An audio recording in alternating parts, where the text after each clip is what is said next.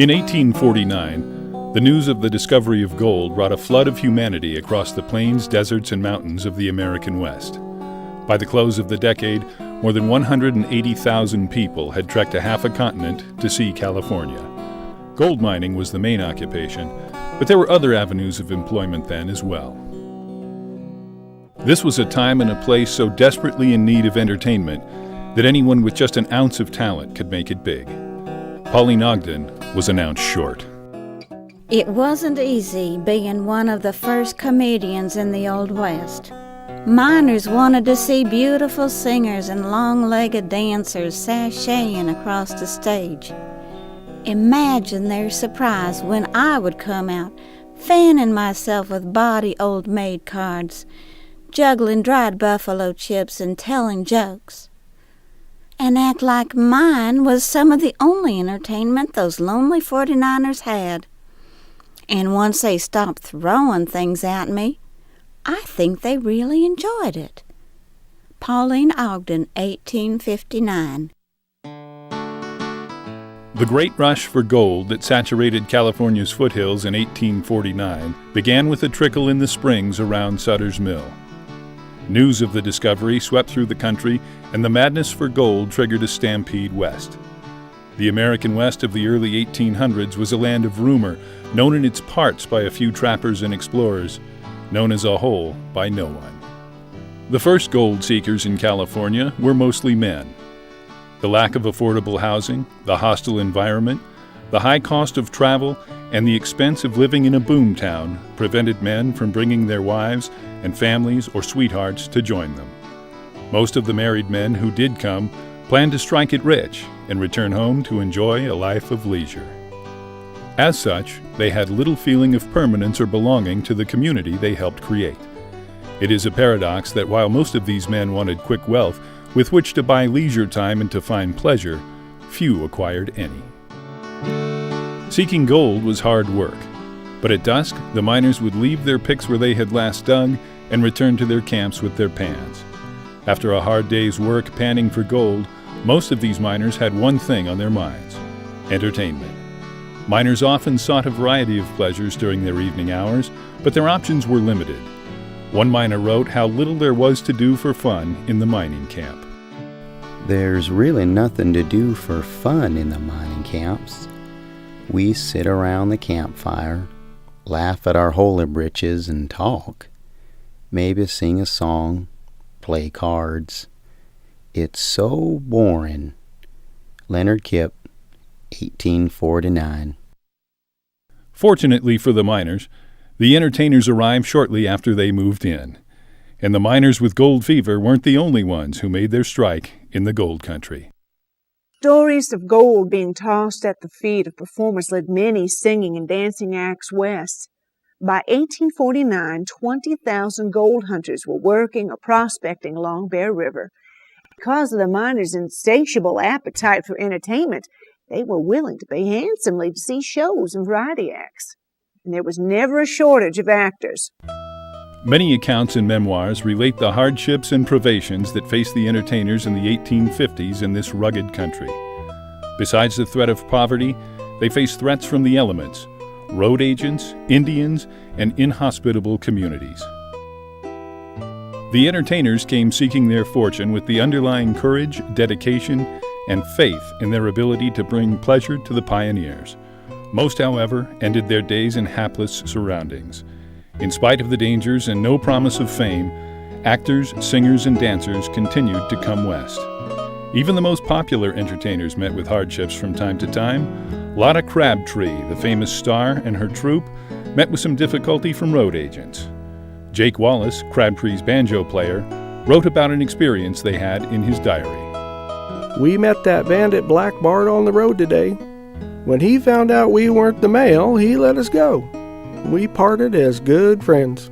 Jake Wallace, 1850. The first public amusements and early days of the theater have always fascinated the American populace. From its beginning, entertainment has represented a jumbled array of talented people who were scattered through time like priceless gems. As the need for entertainment grew in the frontier communities, Medicine shows took to the road with traveling minstrels. The performers traveled by riverboat, foot, and stagecoach. They had to be strong and dedicated because life was demanding, with makeshift lodgings and seldom a hearty meal. In the 1870s, the variety show appeared.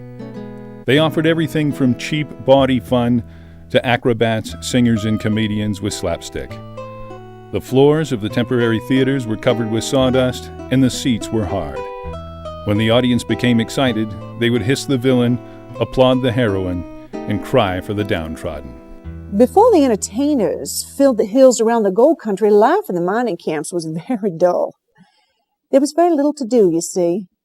So miners kept themselves amused with spelling bees and Saturday night shoot-'em-ups and bear and thumb wrestling, hunting and fishing expeditions. They'd have dances, and where there wasn't a whole lot of women, miners might dance with each other. Miners playing the female roles would tie handkerchiefs around their arms. And sometimes to spice things up, some of them would even dress up in women's clothing and wear makeup. Now, some might ask where these rugged miners, what they were doing with women's clothing and makeup. No one really knows, and oddly enough, no one has ever really wanted to find out. Some gold seekers, such as Franklin Langworthy, a Universalist minister, were especially offended by how the miners spent their leisure time. Packs of cards are kept in nearly every house, tent and cabin, and are generally in use either for amusement or gambling. Checkers and chess are seldom played. These games require the player to exercise some thought and reflection.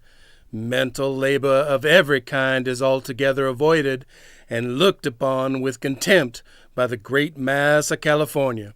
Franklin Langworthy, 1850. I didn't mind playing cards or gambling as long as I got to dress like those perky saloon gals. Sometimes the miners would be so bored, they'd just make up games. For instance, they would just sit around and come up with words that rhymed with peas. Heats, rice, moss, ties, needs, leeks. These were some of the more popular answers, but also to kill the time, they just come up with soup recipes. Some of them included sideburns and barley soup, cream of gristle, old-fashioned grease and weasel, and a mink bisque. So with this kind of inane activity, you can see why the miners so desperately needed entertainers. It was at this time that a woman destined to make an impact on the entertainment scene was coming into her own. Her name was Pauline Ogden. Pauline was born in Independence, Missouri. Her parents, Frida and Roger, operated a general store. She was one of 9 children and at an early age showed a great talent for making people laugh. She would make the customers in her father's store laugh by shoving licorice strips up her nose and smearing honey all over her face. At first, her parents thought she had some mental disorder. They speculated on whether or not to send her to a hospital. Her outrageous antics brought more and more people into the store, and her parents decided they couldn't afford to part with their crazed little bundle of publicity. The Ogden Mercantile became a very popular place. Pioneers on their way west would load up on supplies there and catch a glimpse of one of the shows Pauline would put on. Some of her acts included balancing ears of corn on her nose, a remarkable impersonation of Bat Masterson, and a tribute to the country's independence featuring a patriotic march and humorous limerick readings. At some point, and no one is sure when, Pauline began adding jokes to her show. I guess she was one of the first female stand-up comics, even though most of her jokes were, in fact, delivered while she was sitting backwards on a mule. Well, she had quite a few memorable witticisms. One joke that she told in particular that was guaranteed to bring down the store was, "You can lead a horse to water, but before you push him in, just stop and think how a wet horse smells." Well, that joke left him rolling in the canned goods aisle. Like many promising entertainers, Pauline longed to appear on the New York stage. She had heard the wonderful stories about the shows that were being performed there, and she wanted to be a part of it. On her 17th birthday, she boarded a stage bound for New York. This would be the only stage east of the Mississippi that Pauline would ever be on. Theater owners didn't understand her humor, and they didn't find her attractive enough to agree to put her in the shows. Theater owners suggested Pauline get a whole new wardrobe, hair, a complete makeover. And she used this experience to her advantage and turned it into one of her early comedy routines, one that she would go on to do at Sid's Saloon in Utah. In her act, she used to say, "Mud packs aren't good for the complexion. Did you ever see a pretty pig?" Not only did she have trouble getting work, but she had trouble finding a man. But she turned that into a comedy routine too. One of her jokes about dating was about a little old woman who fell in love with a 90-year-old man until she made a date with him. She goes out with him that night, and a friend says the next morning, "How'd you like him?" She says, "I had to slap his face 3 times. And the friend says, "Why? Did he get fresh?" She said, "No, I thought he was dead." Pauline stayed on in New York for a while and continued to try and break into the business. She had a variety of jobs while waiting for the big break that never seemed to come. She played the snare drum in the Lincoln Players Marching Band. She babysat, modeled women's corsets, and organized drinking bees. No matter what she did, she never abandoned her desire to entertain. She found an audience among her co-workers on every job she had. Now, at the height of the gold rush, Pauline decided to go west. She felt that the miners would welcome her humorous acts, and there she could find the success that she always dreamt of. She didn't have the money to get to the gold country, though, so she took out an ad in the Sacramento paper looking for a husband. She came up with a poem that many female pioneers in hopes of finding a husband quoted on their way to California. It went something like this. "If you're fond of hunting, there's no place that can compare. You may not bag a lion or a tiger or a bear, but if you want a jackass, there are plenty of them out there. Go west, young woman." Pauline's advertisement created quite a stir around the mining camps. The 49ers didn't quite know what to make of it. "A husband wanted by a lady who can wash, cook, scour, sew, milk, spin, weave, hoe, cut wood, make fires, feed the pigs, raise chickens, saw a plank, drive nails, and juggle. These are a few of the solid branches. Now for the ornamental.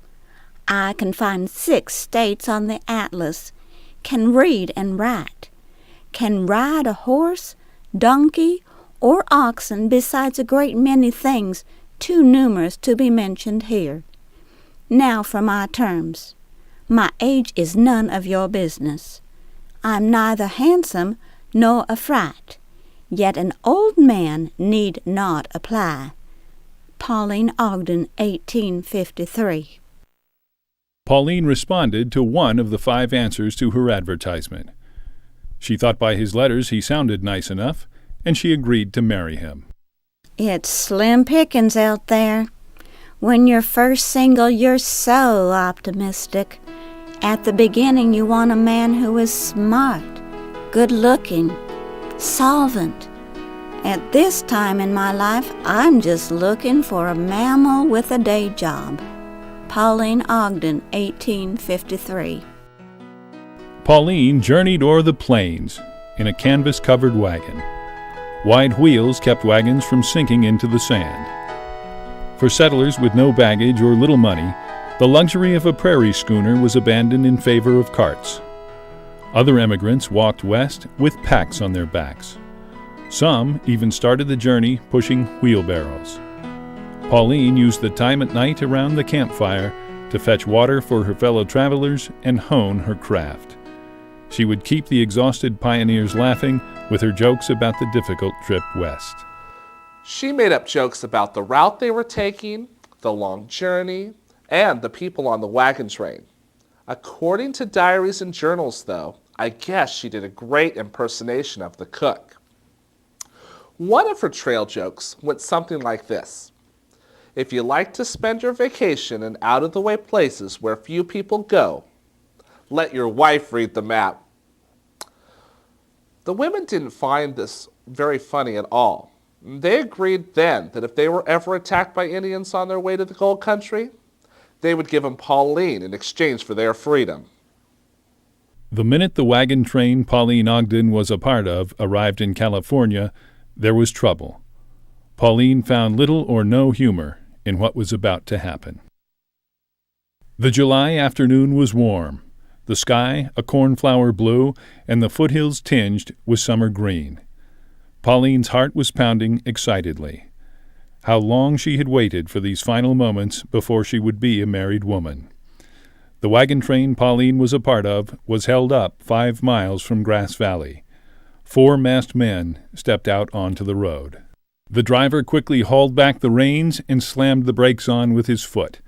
The team skidded and reared. Pauline and the others were ordered out of the train, and they had four double-barreled shotguns were pointed right at them.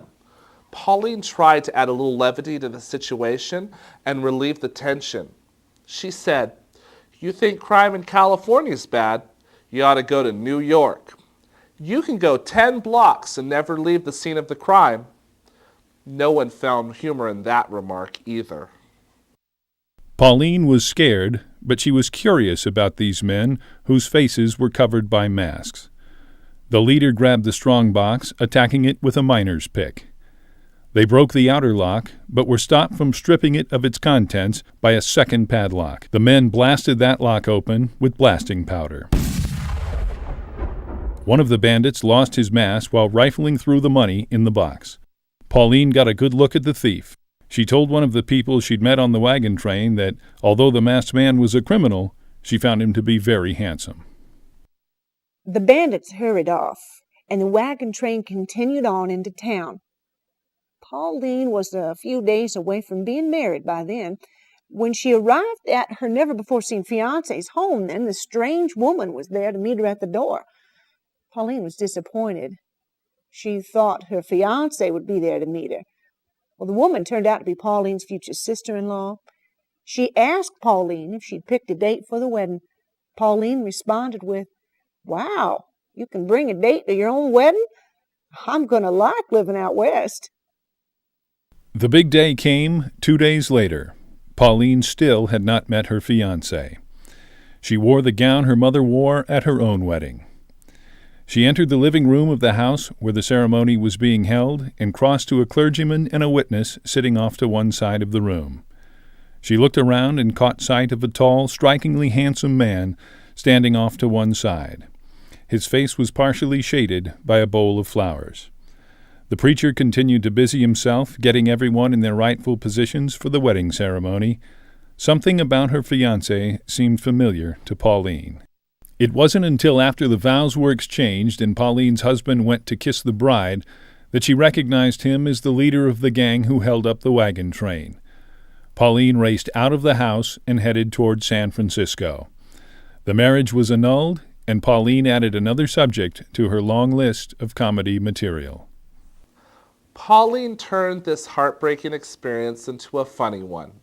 And riding on the stage to San Francisco, she found she had a captive audience in the other passengers. Her new material was on marriage. Her best joke on the subject was, "Marrying a man is like buying something you've been admiring for a long time in a shop window. You may love it when you get it home, but it doesn't always go with everything else in the house." She took a big bow as the audience laughed. I doubt they would have thought she was so amusing if they found out she had only been married for 3.5 minutes. On May 22, 1853, a San Francisco newspaper advised its readers that the world-renowned Lola Montez, the Countess of Landsfeld, arrived in the city on the Northerner. Miss Montez was going to be performing at the American Theater. By now, Pauline had been in San Francisco for 6 months. The only work she could find entertaining was guessing people's weight in a parlor show in a saloon off the main street of the city. Pauline had heard that Lola Montez was very talented and was the first in line to see her performance. I was hoping to go backstage and meet up with Montez after the show. I think if she hears a few of my jokes, she'll give me a chance. I thought I'd start out with one of my favorites. I went to the doctor. I said, "Doc, my foot. I can't walk." He said, "You'll be walking before the day is over." He took my horse. Pauline Ogden, 1853. Lola Montez had become famous for her titillating spider dance. Men were fascinated by her moves. The dance was a serious look at what would happen if a woman got trapped in a huge nest of spiders and had cobwebs entangling her ankles. The audience was speechless. The only sound that could be heard was the laughter coming from Pauline. She thought it was the most hilarious act she had ever seen. She was promptly removed from the theater and tossed out into the street. She could never get back in to meet with Montez after that. She realized then that she had destroyed any chance at being an opening act for Lola. Pauline sunk into a Great Depression and took up drinking, which oddly enough helped her make it to the next stage in her career. She often came to work drunk, and patrons who wanted their wait guests found her to be absolutely hilarious. On several occasions, her boss would chastise her for being drunk on the job. She insisted she wasn't drunk, but that she'd been merely overserved. Of course, there were times that she agreed with her employer that she might have had one too many. But she even made that confession amusing. In fact, she was quoted as saying, "I have a very good reason for being loaded tonight. I've been drinking all day." She spent a lot of time jotting down new material every night while she tied one on. In fact, the more she drank, the funnier she got. People said it was a joy to watch her work. Most people who frequented the saloon drank too. Although they found her funny, they could never remember what she said or did the next day. Consequently, again, her career went nowhere. My uncle staggered in the other night loaded.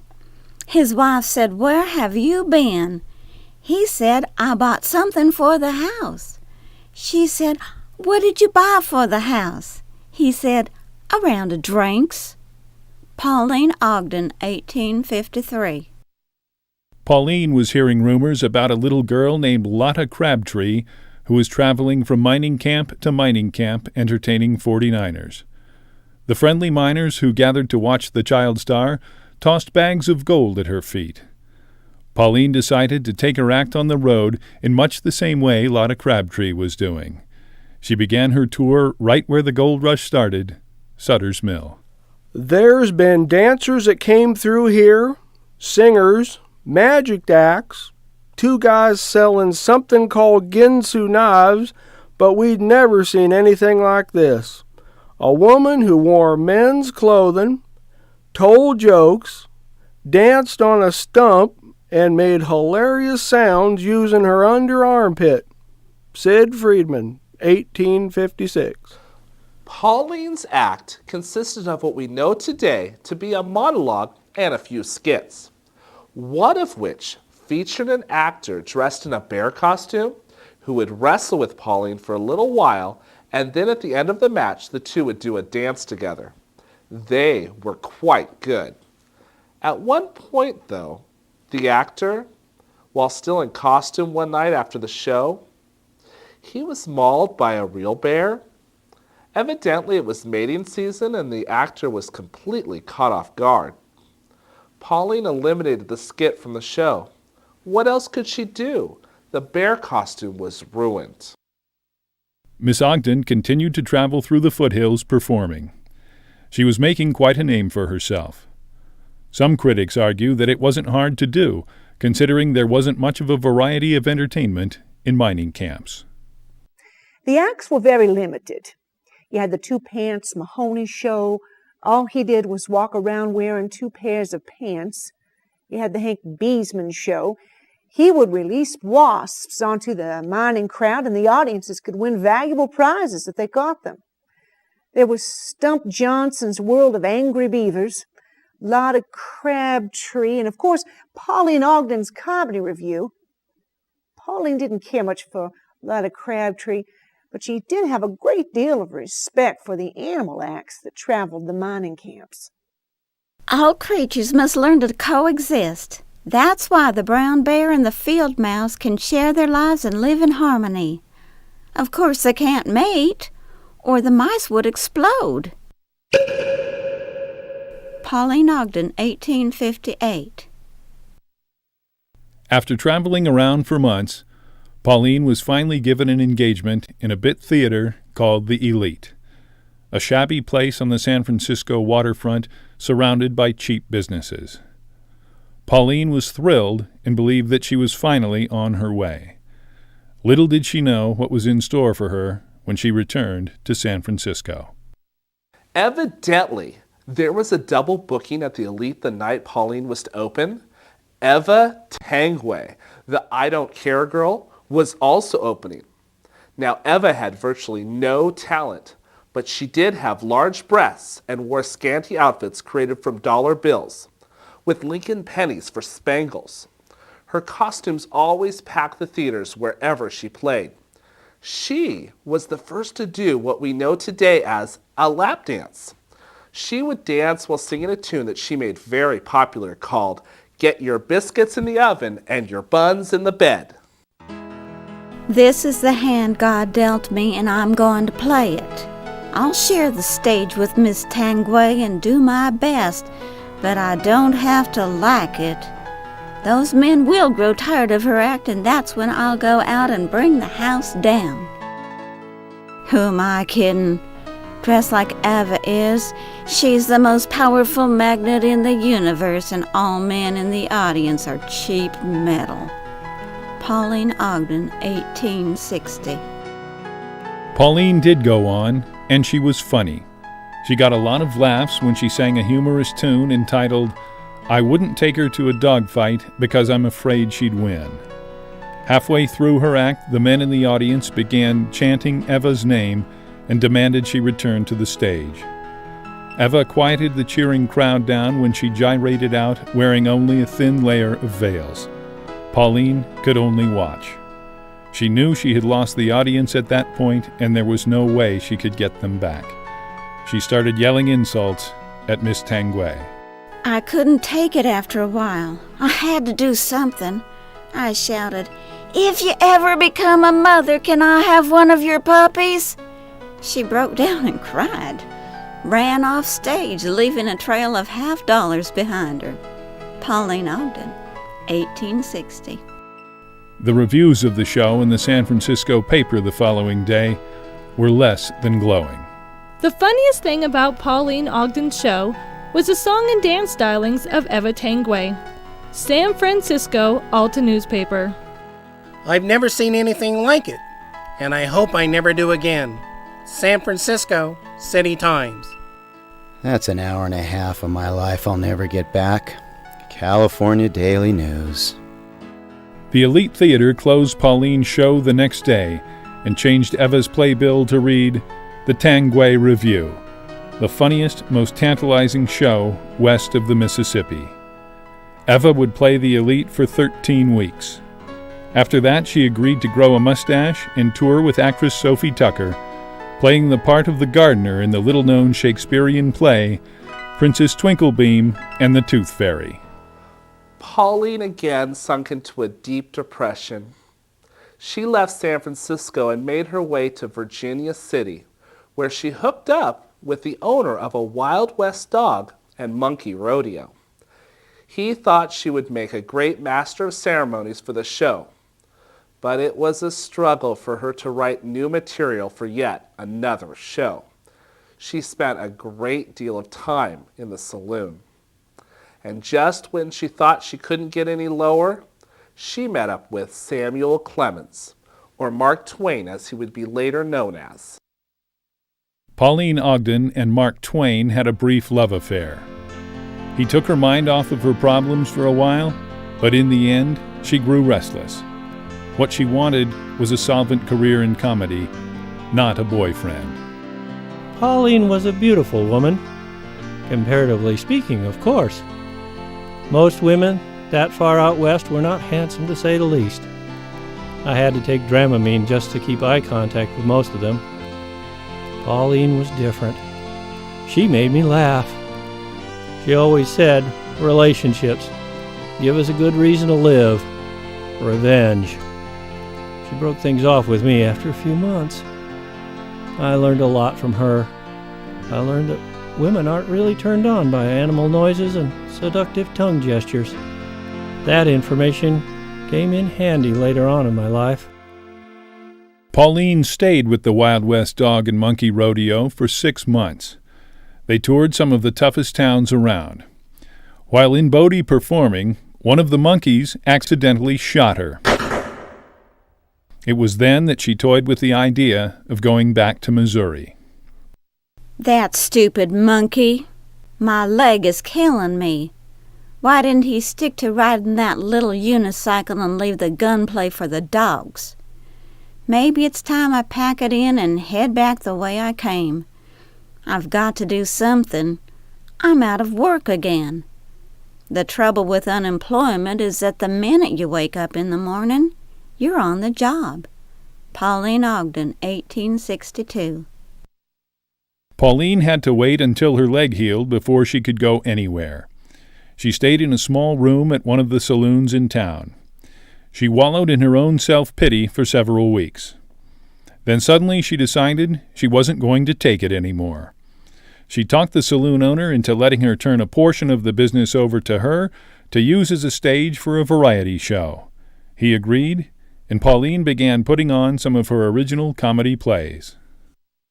Pauline staged a variety of clever work. There was Beef Stew and You, The Gambler Who Counted Cards, Nugget, and The Horse with Problem Flatulence.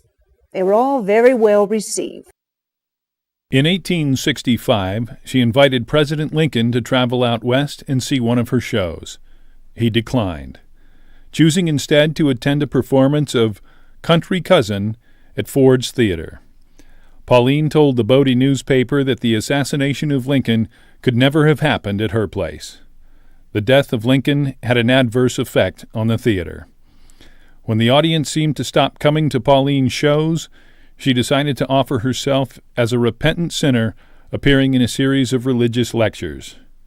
One night after she had finished speaking at a rally at the Bodie Church and Shooting Gallery, she was shot in the chest as she was leaving the building. Oddly enough, it was a monkey that killed her. That same monkey that she used to work for. Somehow he got hold of another weapon and he shot her. I don't think, though, he meant to do it. His owner said that he was only cleaning the gun. But that was the end of Pauline Ogden. The obituary page in the Bodie's Daily Free Press announced Pauline's death the next day. They called her an amusing woman with a quick wit, someone who even knew how to die funny. News of her unusual and comical demise spread throughout the country. At least she'd achieved the big laugh she had always hoped for. I never want to die. But if I do, I hope it turns out to be a great career move. Pauline Ogden, 1853.